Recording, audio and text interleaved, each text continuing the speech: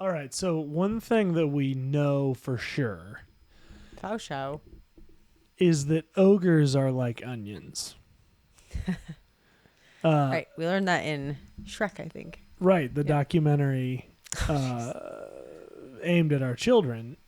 But what you may not know is that relationships are like tables. Well, You sit on them, at them, at them. why don't let's get into that.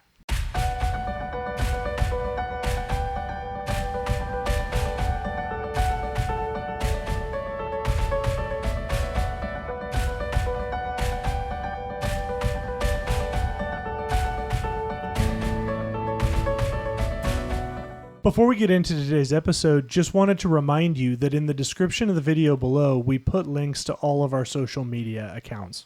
You can always reach us with questions or comments about this episode at marriagebydesignpodcast@gmail.com. And finally, if you want to support us financially, there is a link to be able to do so at the end of each of the descriptions of our videos. Now, let's get back to the show. Hey everybody, I'm Nathan Warnock. I'm Andrea Warnock, and you've joined us for Marriage Monday on the Marriage by Design podcast. And this is a time where we get to talk to you about God's design for marriage, what the Bible has to say about that, and how we live that out. That's right. So we're going to start a series today that'll run for the next 4 or 5 weeks or so, talking about really something that the Lord has been kind of processing through with Andrea and I over the course of this last year, and some things that we've kind of started thinking about with regards to evaluating our own marriage. Because one thing that we have found is that it's really easy in marriage to feel like you've reached a place where you and your spouse are getting along, and that's good enough. And things are jiving, and we're pretty much like, we're good. Right. Yeah. And the main thing that I would say to start this off is I really feel like this year's been a year of the Lord saying you will never arrive. Like, your relationship never arrives. You as a person never arrive. It's kind of, and we've talked about this before on this channel, it's kind of the ludicrousness of this idea that, well, you'll know you want to marry this woman or this man because they will not want to change you. And we've talked on this channel before about how silly that is, because the very fact that you're in a relationship with someone else changes you. And so the question isn't, do I want someone that wants to change me or not? The question is, who are they changing me into? And who am I trying to change them into?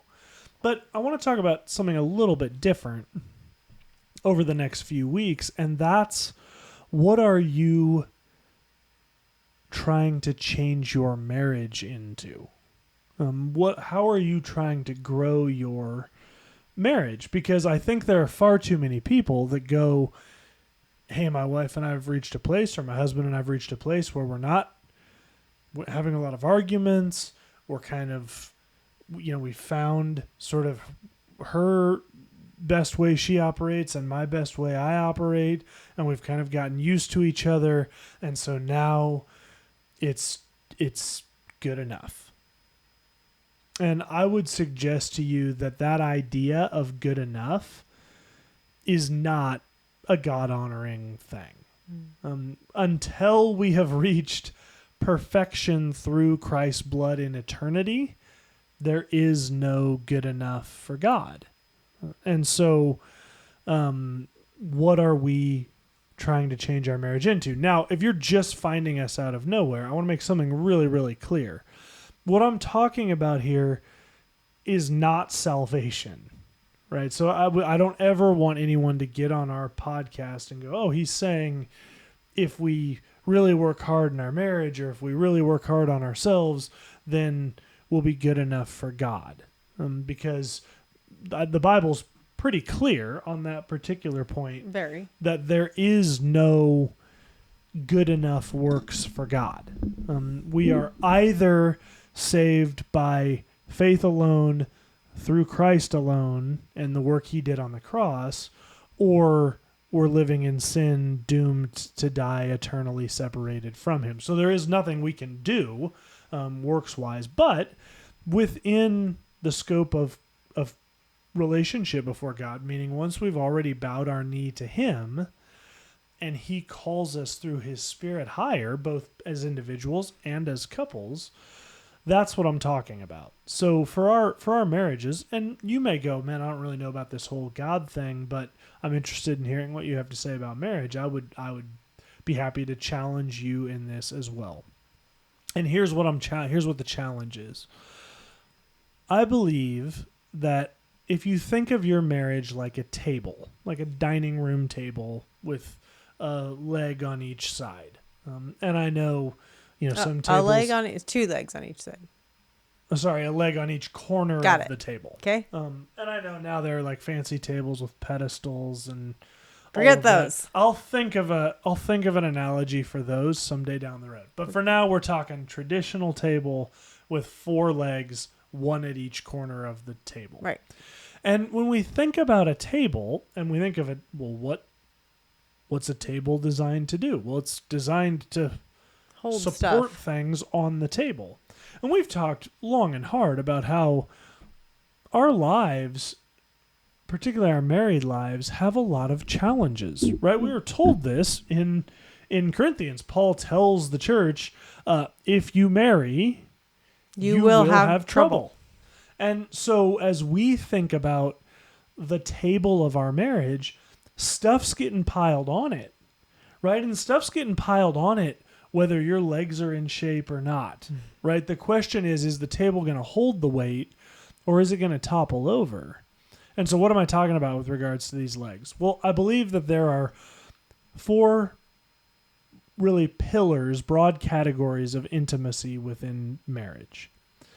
And if we don't pay attention to those pillars and focus on growing those pillars in our marriage, then the table of our marriage is not going to be properly structured and developed to be able to hold the pains and hurts and betrayals, small betrayals between Andrea and I, where we speak to each other wrongfully, or things from outside happens. You lose a child, right? Or a child is just misbehaving at a point in life and needs to be corrected, or you go through financial ruin or loss of jobs or loss of parents, or whatever the things are that are going to be piled on the table of your marriage. If we have not, before the Lord, made an effort to develop each of these 4 pillars of intimacy, the table's going to be wonky at the best and completely topple over at the worst. Yeah. So the 4 pillars, what are they? Well, there's emotional intimacy, right? That's probably no surprise. And I'm not sure that any of these are surprising, but I want to think about them a little bit differently over the next few weeks. Emotional intimacy. Physical intimacy. And when we talk about physical intimacy, we're not talking about sexual intimacy. We're talking about non-sexual physical intimacy. Spiritual intimacy. And sexual intimacy. So those 4 broad categories of intimacy that I think probably, if you are listening to this, and certainly comment if you disagree with this, but I think probably most people would go, yeah, that makes sense that those are the types of intimacy. But that's where, rather than thinking about how we're developing them, we so often can devolve into thinking about how do we normalize them. Meaning, for Nathan, I might have a high desire for sexual intimacy, but not really emotional intimacy. And my wife may have a high desire for emotional intimacy and not really so much for sexual intimacy. And so it causes friction early on in our marriage. And then rather than sitting down and maturely going, okay, how do we develop each of these areas of intimacy in our lives? Instead, what we quickly go on a mission to do so often as married couples is to go, okay, well, I got to figure out how to grow her in sexual intimacy, and she goes, well, I got to figure out how to grow him in emotional intimacy. And we battle back and forth and position ourselves until we find a place where it's good enough. Yeah, it's maybe not Right. where I would want it. Maybe it's not even in an area where we would say, hey, this is a God-honoring area for sexual intimacy or emotional intimacy, but it's good enough that we're not fighting. And there we sit. And the problem is we've created a faulty table.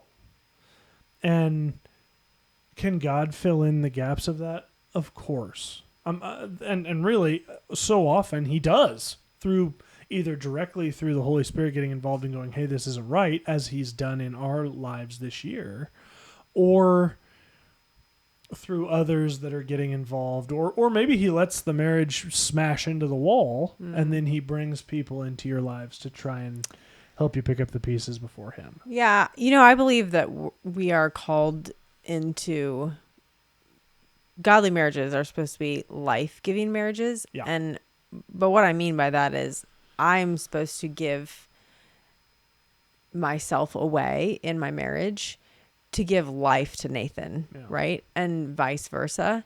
And so a life-giving marriage is one in which I am selflessly giving away and my spouse is selflessly giving away in order to breathe life into the other person, And if we're trying to kind of avoid those areas of intimacy that are uncomfortable for us, that's not giving of myself. It's trying to tiptoe around something that I don't really want to have as much to do with, And it's not life-giving to my spouse.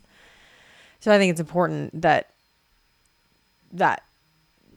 as we do marriage and have these areas that we're uncomfortable in, that we choose to jump into that uncomfortable for the sake of our marriage and our spouse.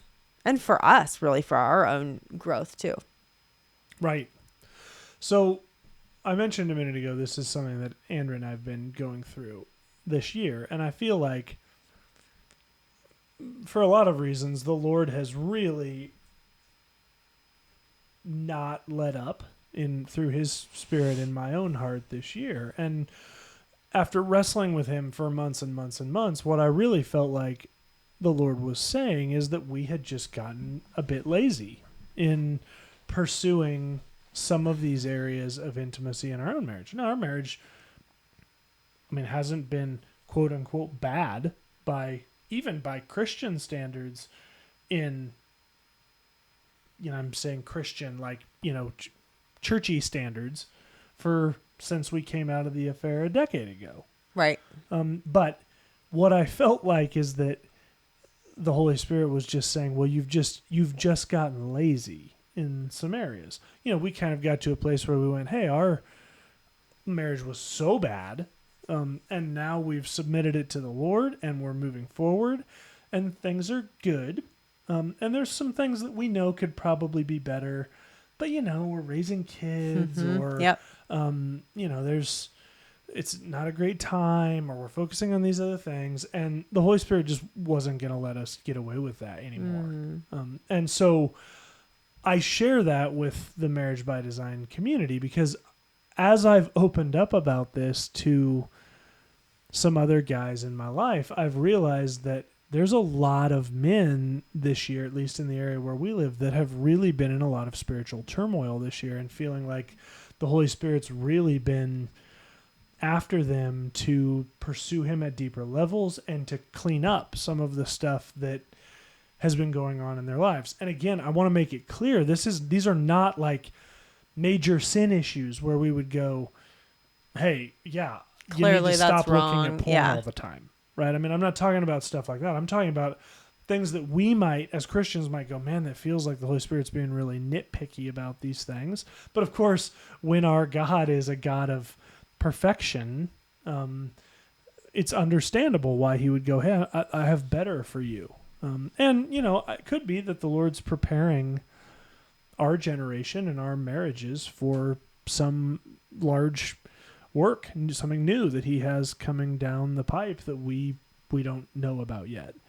But as I started really wrestling with him through this, and then Andrea kind of got brought in the loop because there was a time when I was just kind of wrestling with the Lord and trying to figure out what he was trying to say, and I hadn't even said anything to Andrea yet, and then I did, and then there was some tension between her and I because for her it was brand new, and I didn't necessarily ease her into talking about it as maybe I should have, and so there was some friction there, and it was kind of this just difficult season for a few months there, and now I think we've come to a place, I think, where we're kind of on the same page. Right. Mm-hmm. And that's why we want to share it with you. So as we set this up for the next few minutes, and we're just going to take one each week over the next several weeks, I really want to just come back to that picture we're using of the table.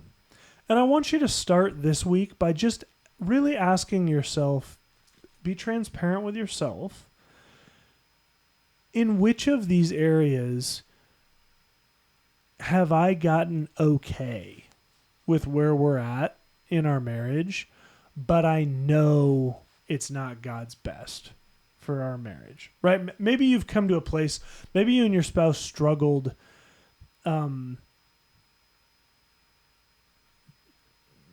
emotionally, right? Maybe it's just you both are busy and you sort of found this place where, man, as we're both working hard, we're tired at the end of the day and we don't have the energy to really connect emotionally at a deeper level. I'm not talking about how was the kids, how was the day at work. I'm talking about, down to an emotional level. How do you feel about how our kids are doing right now? How do you feel about what's going on at your job? How do you feel about our relationship? Then you go, man, I know we should do that. We've fallen in a place where we're tired and we're just trying to get through the child rearing years. And I get it. But for sure, that's not a God honoring place to be in your marriage. I would humbly submit to you. Why?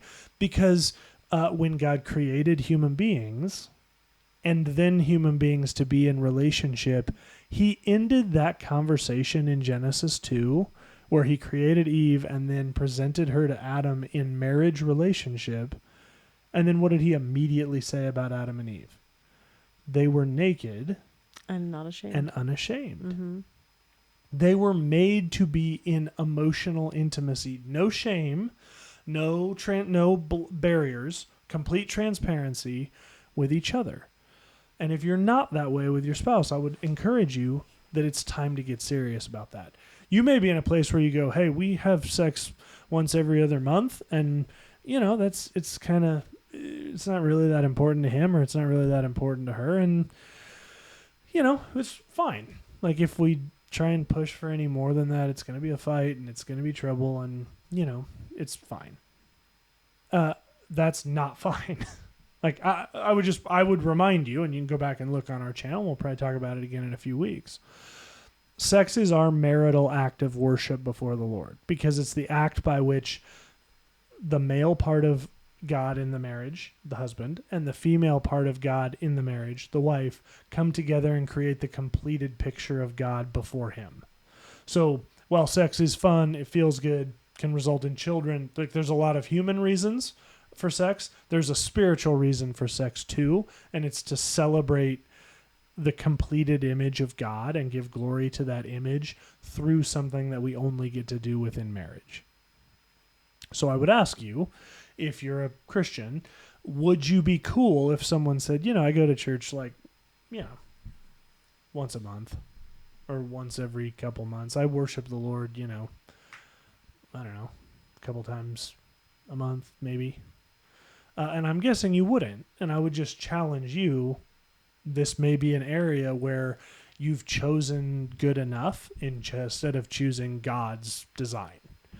And we'll talk about the same thing when we talk about spiritual intimacy and physical, non-sexual physical intimacy. And I know these things are hard, but God's design for marriage is worth it. And so for us, I would ask you, are you willing to embrace difficult? Are you willing to embrace temporary conflict and discomfort for God's design for marriage? Would you What would you say to that? Yeah, I mean, I just would agree that being in a place where you feel like this works, it's good enough, is fine, but Right. and it takes effort and it takes difficulty to choose to kind of kick yourself out of that Right. and out of the rut of that, right? And choose something harder, especially when you're like, okay, this works, it's all right. Right. It's difficult to choose the harder path when something's going along just okay Right. for something that is better, because the Lord requires more than that.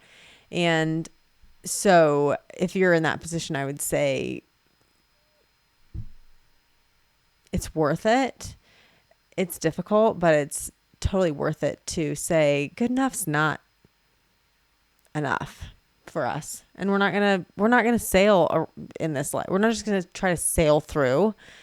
We're going to work hard and we're going to choose better because there is. And I think that there are times there's definitely been times in our marriage, and probably people listening would say that there's been time in their marriage where you get to a point where you're like, man, I didn't even know this level of marriage existed. I didn't even know it could be this good. That's or whatever. And I think we can keep achieving that throughout life because I agree. Because we're always changing, and if we're willing to, changing and learning and letting God renew our minds and renew our hearts, and in that we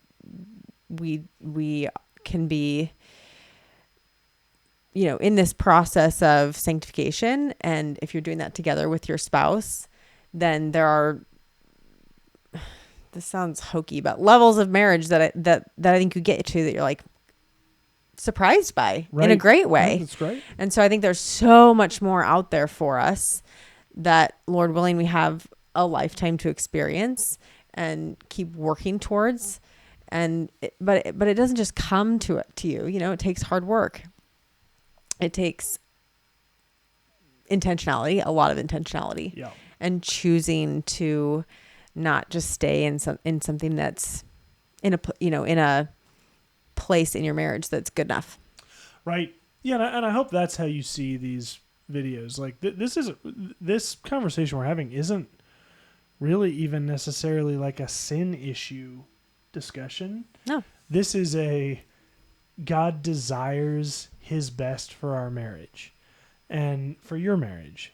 And man, I would just challenge you to take this next few weeks as we talk about this and just humbly and transparently ask the Holy Spirit within you, where are we at in this? And if you're in a place with your spouse, and I pray you are, where you can sit down with them and say, hey, where do you feel like we're at in these 4 areas of intimacy, and how can we make them better? Because even if your spouse goes, well, I think they're all fine, I think the even better question to ask is, well, how can we make them better? And talk about each of these 4 areas over the next 4 weeks while we talk about them. So homework for this week is to just spend some time thinking about that table analogy, and also asking yourself and your spouse, hey, broadly, before we dig into these in more specific discussion, where are we at in our emotional intimacy? And what's one thing we could do to increase that, to level that up, as you said, in our marriage? Where are we at in our physical intimacy? Not sexual, but physical. Where are we at in our spiritual intimacy? And how could that be better? And where are we at in our sexual intimacy, and how could that be better? And we'll talk about each of these in more detail, along with some practical things. We just had an opportunity to do a marriage conference and ask some interactive questions, and there was really some fascinating responses to those questions about what are things we could do to increase intimacy in our marriage, and we'll share those things with you guys over the next several weeks. So, anything else to add on that? Nope, that was great. All right, babe, thanks for being here. Thanks for all that you add to our podcast. I love being able to do this with you guys. Thank you guys so much for being here and being a part of the Marriage by Design community.